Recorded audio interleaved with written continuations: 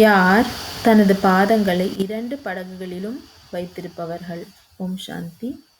இங்கே தந்தை கூறுவது என்னவென்றால், 2 படகுகள் என்றால், ஒன்று பக்தி மார்க்கத்தின் காரியங்கள், இரண்டாவது ஞான மார்க்கத்தின் வழிகள்.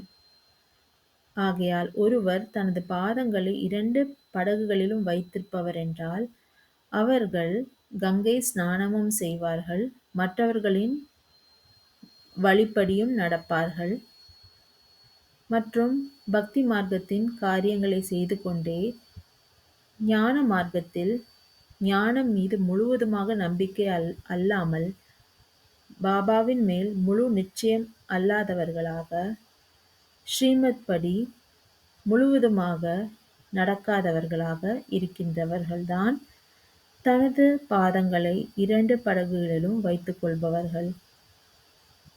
அவர்களால் நிலையாக இருக்க முடியாது.